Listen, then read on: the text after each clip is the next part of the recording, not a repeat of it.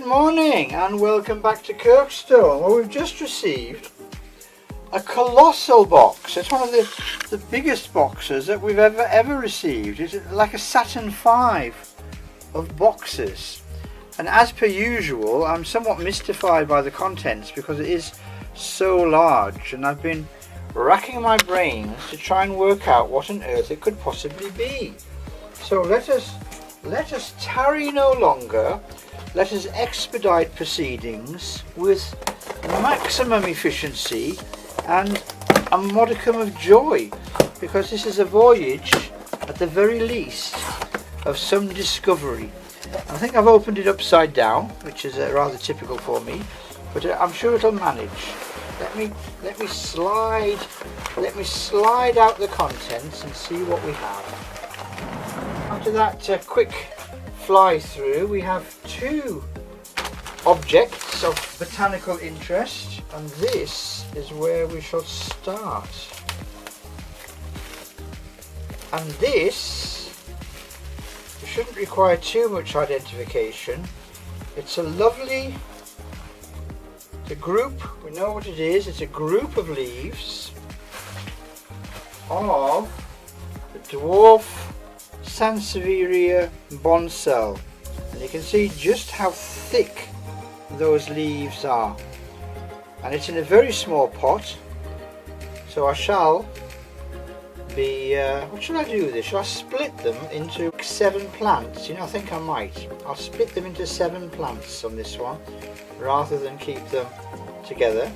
So 7 individual Bonsall miniature cylindrica relative Sansevierias, nice and small but destined ultimately to be individual plantlets. And then the other, quite interesting and exciting, I don't know, my friends, is a plant pot containing, whoa, look at that, but that is my first Dracæna, and this lovely label, and it is a very impressive label. I don't think I've ever had a label as impressive as that one. Here's a Dracæna cultivar called Yellow Coast. Now I don't know how much of that you can see, and of course Dracænas are quite common and popular and well known to a lot of people, but not to me. And I only came really very interested in Dracæna once they became the coverall genus for Sansevieria. But that is a pretty spectacular plant. I mean, what's going to happen to this plant is possibly even more interesting, certainly to me, because what I'm planning on doing with this plant is using it for propagation. So I'm going to take a cut here. So if I have my scissors, which I'm not going to use right now because I'm going to use a sharp sterile knife, I'm going to make that cut right down there, and I'm going to make the other cut right down there, and I'm going to plant those 2 cuttings of Dracæna Yellow Coast and grow them on. And this trunk, this well-rooted trunk, I'm going to leave, because if you look at the trunk, there are places, for example here, where the next branch is going to be pushing through. So this trunk will actually create more plantlets, and so the cycle will continue. But right now, at least for a few weeks, I'm going to be admiring the gorgeous foliage of this Dracæna, and then the next job here will be to divide and plant up these 7 individual little fatty Bonsalls. So that, I'm going to invite you to join me on the next stage of this journey, because where it may be leading may be a surprise to you for those who have been following this series. But I will be with you very soon. What an amazing plant. Look at those shades, those different shadings of greens and yellows and creams. Dracaena Yellow Coast. Absolutely gorgeous. Okay, I'll be with you very soon. Bye for now.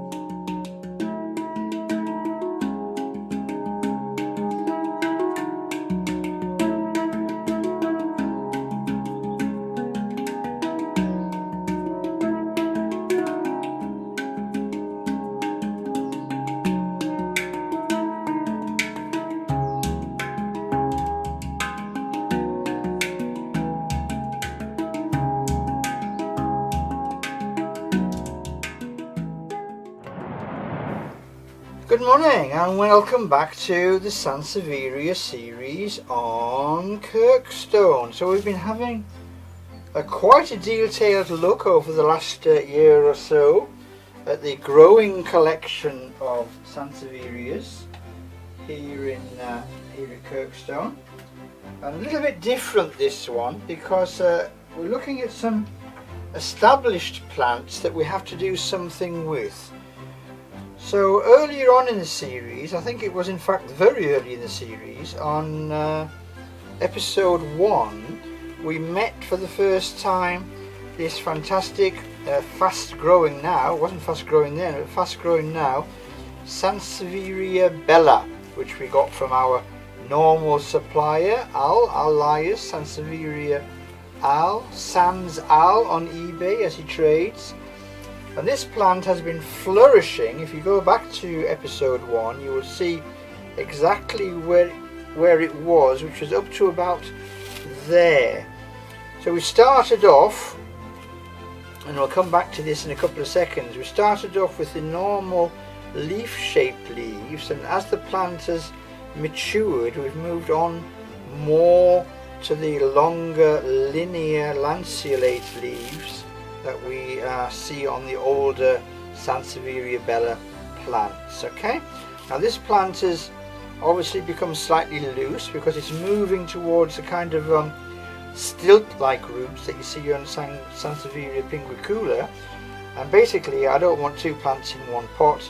And the reason it's in this rather fey decorative pot is because this one has been in the house and somebody's wife has decided to not have plant pots because they're not very feminine. We'd rather have decorative pots, so it's not something I get involved with, but I really don't care. So let's get rid of the decorative pot, and there's a couple of things that we need to do. First of all is to rescue the grit. So this is the grit that we use in the topping, so we're going to pour the grit out. There's quite a lot of grit.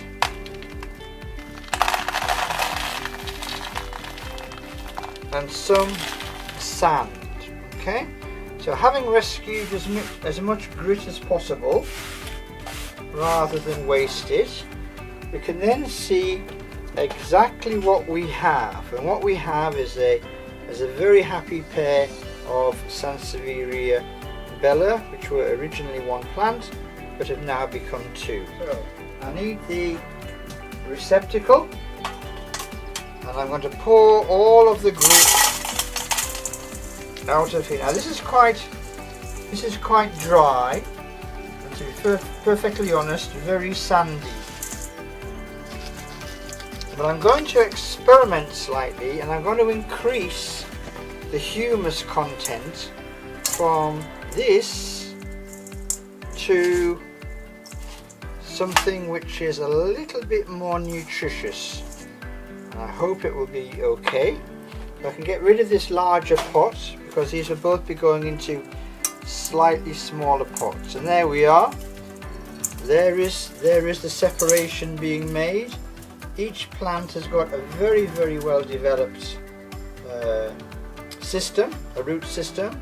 So I'm really not worried in any way whatsoever about what's happening here. Okay, so we're going to use a slightly stratified approach. I'm going to put this old soil, this old very gritty soil, which is about 75% grit or coarse sand. I'm going to put that one slightly away and come back to it. And then I'm going to take the pots that I'm using, which are, as I say, slightly smaller. So there's the old pot diameter, there's the new pot diameter. And to show you the difference, I'll put the new pot inside the old pot. So it's about an inch less because it's only one plant and not two. And then I'm going to put some large pebbles in the bottom. And then I'm going to fill any gaps with a small amount of cat litter, which is still very free draining but will stop the pebbles from moving around.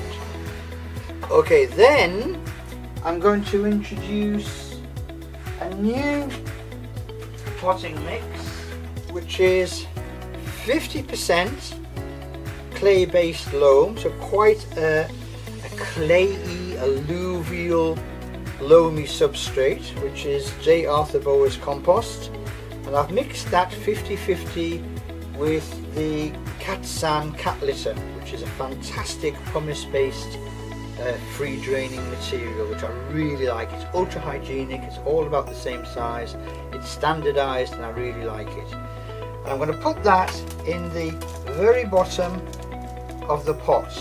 Okay, get rid of that bit which I don't need. And then I'm going to take a very small amount of bone meal fertilizer. And I'm going to sprinkle a little bit of bone meal fertilizer in the very bottom of the pot. Now I have talked about this before on some of the Haworthia videos, and I've shown the results. It really draws the roots down. Okay, now I'm going to take my first plant and I'm going to see how it sits in the pot. And that is exactly where I want it to go. I hope you can see that. Just move this other sansevieria out of the way. Okay, I want it to sit like that because sansevieras do not like to be in pots which are too big. There's a couple of reasons for that. One of them is the fact that when the pot is too big, you will tend to water more. And if you water more, A, it takes longer for the water to drain away out of the pot, or dry, or evaporate from the surface of the pot, and B, it means that the plant is sitting in wetter soil for longer, which means that it is harder for it to actually absorb the small amount of moisture it needs from the soil, and therefore the soil is, I'm repeating myself here slightly, draining slower. So basically, a bigger pot means wetter soil and a longer time for the plant to be sitting in damp soil. And none of these arid area plants like to be sitting in damp soil. So we've got the plant in the pot, we've got the very well established root ball, and we've got the plant in the middle of the pot more or less, which is where it needs to be. So the next job is simply to get the container with our 50-50 mix and then pour this mix into the plant pot. Now, it is obvious, hopefully, that all of these bits of particulate substrate, the compost, will not be going fully around the roots. So once the plant is stable, it's now stable, once the plant is stable and we even off the surface of the soil, what we do is we tap. And the reason we tap is to encourage those particles to go all the way around the roots. And then we've got excess compost that goes back in the bucket. Now you'll see why there was a tray and a pan. And that's the first one done. Okay, so I'll now leave that 1 day, maybe 3 days, 1 to 3 days, depending on the weather. If it's very warm, 1 day. If it's very cool and damp, as it is at present, 3 days. Just in case there has been any micro damage to the roots, let the roots heal and then resume the watering campaign. So the only part of the job which you haven't seen yet is to return the grit that we started with onto the top of the pot. So what have we achieved? What have we done in that exercise? So first of all, we had 2 plants where we had 1. Second of all, each plant has had its compost refreshed and some more nutrients added, not only from the new compost but from the bone meal fertilizer. And the label goes back in just there, and that's number 1 done. Repotted, Sansevieria, nothing could be easier. And I've actually gone quite a bit slower than normal because of course I'm explaining things as I'm going along.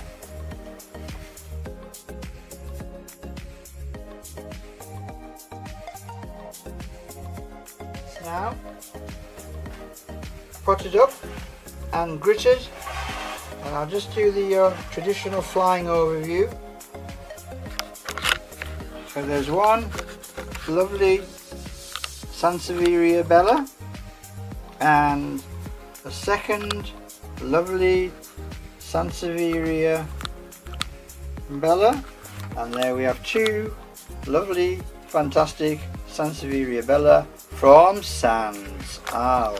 The only thing I wanted to say before I went is it's very interesting to see the evolution of the plant laid bare in its developmental morphology. So you can see those first early leaves are quite unremarkably leaf-like. They're flat and shaped like a leaf would be, and then they very gradually, as time goes on with each developing leaf, become longer and more cylindrical until you end up with these rather magnificent and needle sharp lengthy leaves which you will see on the mature form. So you can actually see the development, almost like an embryological exercise of the plant through its evolution, in the same way that if you see a human embryo, you can see for the first few days it looks like a fish, and then the second few days it becomes more like an amphibian, and then more reptilian, and then gradually mammalian. You can see human evolution in the development of the embryo, and you can see Sansevieria evolution in the development of the leaves.